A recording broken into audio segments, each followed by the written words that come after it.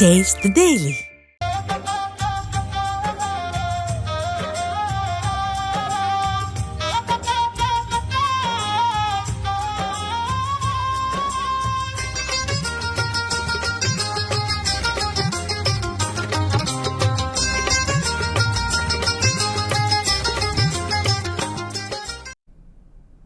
பக்ரீத் பண்டிகையின் வரலாறு என்ன, பக்ரீத் உணர்த்தும் செய்தி என்ன, விரிவாக பார்க்கலாம்.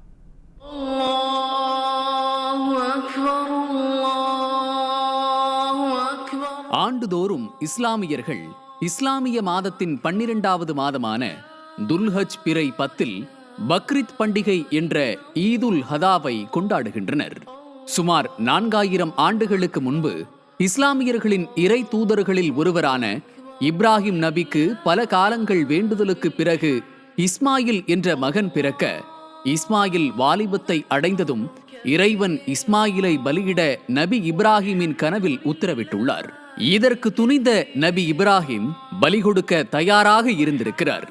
உடனே வானவ தூதர் ஜிப்ரீலை அனுப்பிய இறைவன் பலியிடுவதை தடுத்து நிறுத்தி அங்கே ஒரு ஆட்டை பலியிட கட்டளையிட்டுள்ளான். பலியிடப்பட்ட ஆட்டின் இறைச்சியோ இரத்தமோ இறைவனை வந்து சேர்வதில்லை என்றும், மாறாக அவர்களின் தியாகமே சென்றடைகிறது என்றும் இறைவன் கூற, அன்றிலிருந்து விலங்குகளை பலியிட்டு அதை ஏழை எளியோருக்கு குர்பானி என்னும் தானமாக வழங்கி பக்ரீத் பண்டிகை கொண்டாடப்படுவது தொடர்ந்து வருகிறது.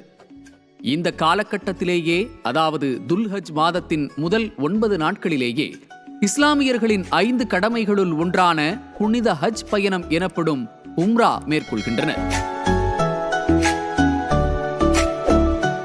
இஸ்லாமியர்கள் அனைவரும் பக்ரீத் தினத்தன்று காலையில் பள்ளிவாசல்களுக்கு சென்று ஈதுல் ஹதா என்ற சிறப்பு பக்ரீத் தொழுகையை தொழுது முடித்த பின் ஒருவரை ஒருவர் ஆறத் தழுவி ஈத் முபாரக் என்ற வாழ்த்துக்களையும் பரிமாறிக்கொள்வர்.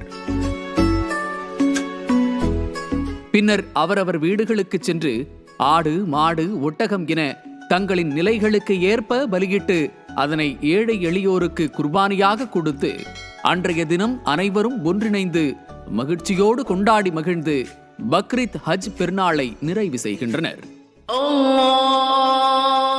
நியூஸ் ஜே செய்திகளுக்காக சையத் இப்ராஹிம் முபாரக்.